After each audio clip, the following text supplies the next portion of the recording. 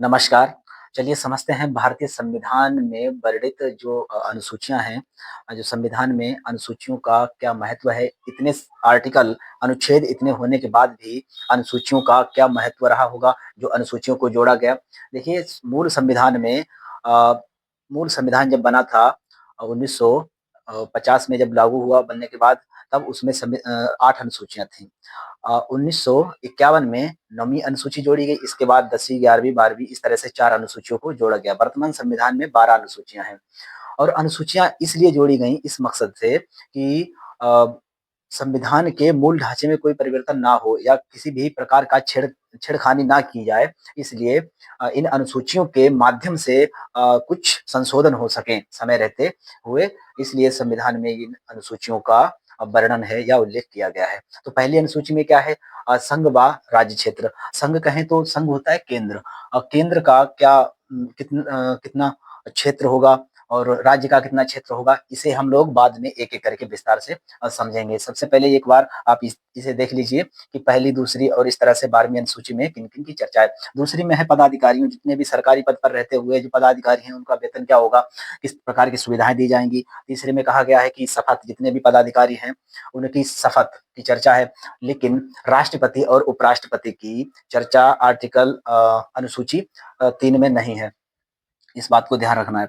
और चौथी अनुसूची में क्या है? राज्यसभा और अ, यूनियन टेरिटरी, यानी केंद्र व राज्य के राज्यसभा की सीटें कितनी होंगी केंद्र व राज्य में, इसकी चर्चा है। 5वीं है एससी और एसटी के प्रशासन के संबंध में। 5वीं अनुसूची में कहा गया है। 6वीं अनुसूची में कहा गया है पूर्वोत्तर के 4 राज्य। पूर्वोत्तर के 4 राज्य कहें तो असम, त्रिपुरा, मिजोरम और मेघालय। 4 राज्यों के प्रशासन संबंधी अनुसूचित क्षेत्र व प्रशासन के संबंध में कहा गया है। और 7वीं अनुसूची में कहा गया है शक्ति का विभाजन। राज्य के पास क्या शक्ति होंगी, कितने विषयों पर कानून बना सकेगा और केंद्र की कितनी शक्तियां होंगी, इन सब के बारे में चर्चा है अनुसूची 7 में। अनुसूची 8 में क्या है? आधिकारिक जितनी भी भाषाएं हैं, संवैधानिक दर्जा जिन्हें प्राप्त है, उन भाषाओं के बारे में चर्चा की गई है अनुसूची 8 में। अनुसूची 9 में क्या है? जमींदारी संबंधी, जमींदारी उन्मूलन और जितने भी भूमि सुधार मामले हैं, वो सभी अनुसूची 9 में कहा गया है। और दल बदल का जो भी दल बदल संबंधी कानून है, जितने भी कानून इन फ्यूचर बनेंगे, वो सभी अनुसूची 10 का हिस्सा है। 10वीं अनुसूची में कहा गया है दल बदल संबंधी कानून के बारे में। और 11वीं अनुसूची में है पंचायत व्यवस्था और 12वीं अनुसूची में है नगर पालिका की चर्चा की गई है। और चलिए अब इन सबको हम एक-एक करके विस्तार में समझ लेते हैं कि पहली अनुसूची में क्या है? राज्य व संघ राज्य क्षेत्र। कितने राज्य होंगे? राज्य का किस तरह से, अगर मान लो कि जैसे उत्तराखंड था, पहले यूपी में ही मिला था, तो उसका नाम बदला गया इसी अनुसूची के तहत। उसे उत्तर प्रदेश से काट के उत्तराखंड बनाया गया। तो जो अभी के समय में स्टेट कितने हैं? 28 स्टेट हैं और केंद्र शासित प्रदेश यानी यूटी, यूनियन टेरिटरी 8 हैं। और दूसरी अनुसूची में क्या है? विभिन्न पदाधिकारियों का वेतन, जो भी सरकारी पद पर रहते हैं अ, पदाधिकारी, उनके वेतन की बात की गई है। जैसे राष्ट्रपति का क्या है? राष्ट्रपति की सबसे ज्यादा सैलरी होती है, वो 5 लाख पर मंथ। राष्ट्रपति को अपने पद पर रहते हुए पर मंथ 5 लाख रुपए वेतन दिया जाता है। इसके साथ ही साथ इसे बहुत प्रकार की सुविधाएं दी जाती हैं, बहुत सी प्रकार की सुविधाएं दी जाती हैं। और उपराष्ट्रपति क्या? उपराष्ट्रपति और लोकसभा अध्यक्ष। उपराष्ट्रपति राज्यसभा का अध्यक्ष होता है और लोकसभा का अध्यक्ष, जैसे इस समय पर वर्तमान में ओम बिरला जी हैं, तो इनकी क्या है? इनकी सैलरी होती है 4 lakh per month. 4 lakh per month इन्हें सैलरी दी जाती है। राज्यपाल, लोकसभा उपाध्यक्ष और उपसभापति, इन सब की सैलरी होती है 3.5 लाख यानी 3.5 लाख पर मंथ दी जाती है। और इसी के साथ साथ CJI, chief justice of India, यानी सर्वोच्च न्यायालय के न्यायाधीश की जो सैलरी होती है, वो 2.8 लाख यानी 2,80,000 होती है पर मंथ। और इसके बाद हाई कोर्ट के न्यायाधीश, CAG, controller and auditor general, लोक संघ सेवा आयोग के अध्यक्ष, यूनियन पब्लिक सर्विस कमीशन और आरबीआई के जो गवर्नर होते हैं, उनकी जो सैलरी होती है वो 2.5 लाख पर मंथ दी जाती है। अब बात करें इनकी सभी की शपथ की चर्चा। केवल राष्ट्रपति और उपराष्ट्रपति की शपथ की चर्चा तीसरी अनुसूची में नहीं है। बाकी जितने भी हैं, जो भी लोकसभा के अध्यक्ष, उपाध्यक्ष, ये सब जितने भी हैं, सीजेआई, हाई कोर्ट के न्यायाधीश, और सीएजी, इन सभी की चर्चा संघ के मंत्री, एमएलए, एमपी और सीएजी, राज्य के मंत्री, हाई कोर्ट के न्यायाधीश, इन सभी की चर्चा तीसरी अनुसूची में इनके शपथ की चर्चा है। लेकिन राष्ट्रपति और उपराष्ट्रपति की शपथ की चर्चा तीसरी अनुसूची में नहीं है, क्योंकि देश का प्रथम नागरिक राष्ट्रपति होता है और जस्ट उसके बाद किसी का नंबर आता है तो वो है उपराष्ट्रपति। राष्ट्रपति के बाद उपराष्ट्रपति सर्वोच्चतम होता है। अब चलिए देखते हैं चौथी अनुसूची में क्या कहा गया है। चौथी अनुसूची में जो पहले हम देख चुके हैं कि उसमें क्या है, राज्यसभा की सीटें हैं और सीटों की चर्चा है कि राज्य में कितनी सीटें होंगी, किस राज्य में कितनी राज्यसभा की सीटें होंगी और किस केंद्र में कितनी राज्यसभा की सीटें होंगी।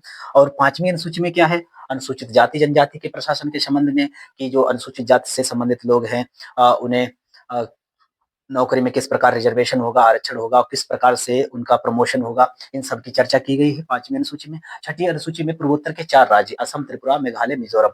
असम, देखो यहाँ पर असम, ये रहा असम, त्रिपुरा, मेघालय और मिजोरम।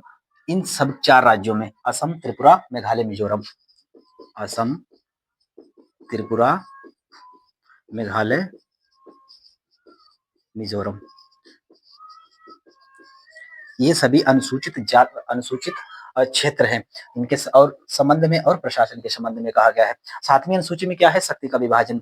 शक्ति का विभाजन किन किन के बीच में होगा, जैसे संघ सूची, राज्य सूची, समवर्ती सूची, अपशिष्ट सूची। संघ सूची क्या है, ऐसे विषय जिन पर केवल और केवल केंद्र, संघ कहें तो केंद्र ही जिन पर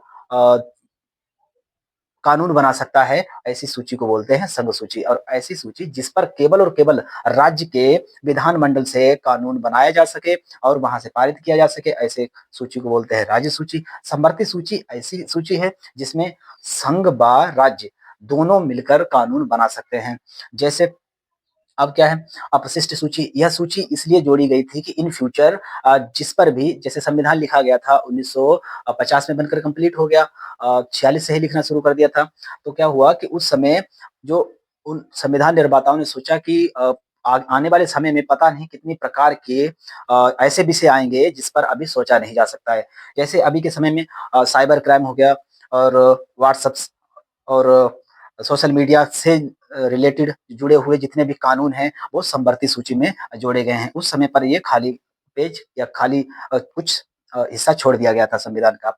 जब मूल संविधान बना था, मूल संविधान में कितने विषय थे, तो इसके पास 97 विषय थे संघ सूची के पास। लेकिन वर्तमान में कितने विषय हो चुके हैं, वर्तमान में इसके पास 100 विषय हो चुके हैं।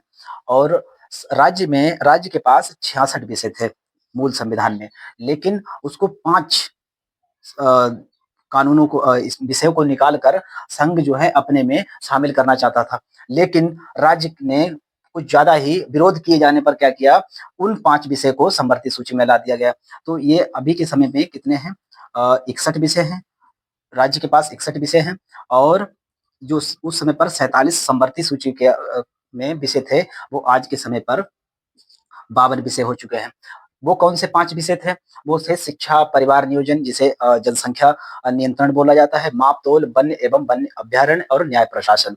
जैसे अब क्या होता है कि जब राज्य और केंद्र दोनों मिलकर किसी भी कानून पर, किसी भी विषय पर कानून बनाते हैं और दोनों पारित करते हैं तो अच्छे से रिजल्ट आता है। और जैसे यहाँ पर कहा जाए कि जो परिवार नियोजन है, जनसंख्या नियंत्रण कि संघ कहे भाई हम दो हमारे दो का एजेंडा चला पूरे देश में कि जितनी जनसंख्या कम होगी उतने ही उपभोक्ताओं की कमी होगी और हमारे यहाँ सभी को समान प्रकार की का वितरण होगा। लेकिन राज्य कहे नहीं भाई कि आप चलाओ हम दो हमारे दो, लेकिन हम चलाएंगे हम दो हमारे होने दो, इस प्रकार के। लेकिन ऐसा नहीं हो सकता है क्योंकि राज्य और जो संघ है, संघ और राज्य दोनों मिलकर समवर्ती सूची का हिस्सा बना दिया गया है। परिवार नियोजन दोनों को मिलकर जनसंख्या को कंट्रोल करना है। और चलिए इसके आगे समझते हैं आठवीं अनुसूची में। आठवीं अनुसूची में क्या है, भाषाओं की चर्चा की गई है, वो भी देख लेते हैं विस्तार में। को आठवीं अनुसूची में क्या है, राजभाषाओं की चर्चा है। मूल संविधान में इसमें केवल 14 भाषाएं थीं।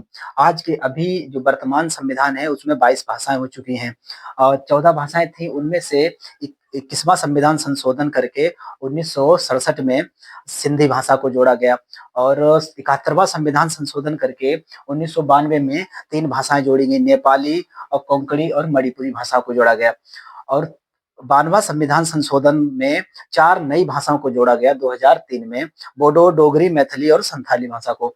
और इस प्रकार भारतीय संविधान में अभी जितनी भी भाषाएं हैं, जो राजभाषाएं, जो संवैधानिक दर्जा प्राप्त भाषाएं 22 हैं, जिसमें से सभी टोटल भाषाएं हैं कश्मीरी, सिंधी, पंजाबी, हिंदी, बंगाली, आसामी, उड़िया, गुजराती, मराठी, कन्नड़, तमिल, तेलुगु, मलयालम, मणिपुरी, कोंकणी, बोडो, डोगरी, मैथिली, संथाली, संस्कृत, उर्दू और नेपाली, ये सभी भाषाएं हैं। लेकिन सबसे बड़ी बात यह है कि अभी तक इंग्लिश जो है, अंग्रेजी संवैधानिक दर्जा प्राप्त नहीं है, क्योंकि वह आधिकारिक तौर पर पहले से ही यूज की जा रही है।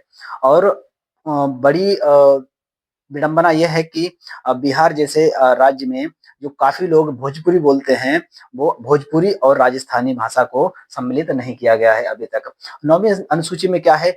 9वीं अनुसूची को प्रथम संविधान संशोधन 1951 में जोड़ा गया, जो कि भूमि संबंधी मामलों में से हमें संबंधी मामलों से जानकारी देता है।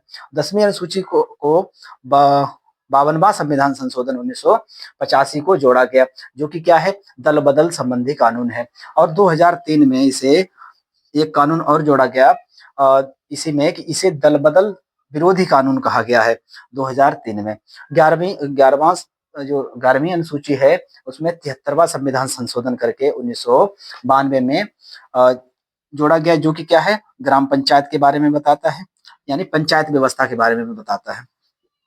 पंचायत, इसमें कितने पंचायत में कितने विषय हैं?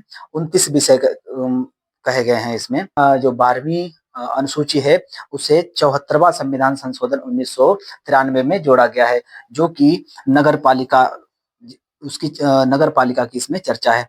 नगर पालिका यह 1993 में जोड़ा गया, जिस पर 18 विषय हैं। तो इस प्रकार से हम 2 प्रकार से पढ़ सकते हैं अनुसूचियां। एक तो वह जो फैक्ट के तौर पर एक-एक लाइन पढ़ते जाएं, पहली अनुसूची में क्या है, दूसरी अनुसूची में क्या है, ऐसे-ऐसे करके। लेकिन सच में जब हमें तभी सही से समझ में आता है जब हम विस्तार में समझते हैं कि कौन सी अनुसूची बहुत इंपॉर्टेंट है। तो इंपॉर्टेंट अनुसूची की बात की जाए तो एक 8वीं अनुसूची बहुत ही इंपॉर्टेंट है और 7वीं अनुसूची जो शक्ति का विभाजन करती है वो बहुत इंपॉर्टेंट है। ये सभी हमें अच्छे से याद करनी होंगी।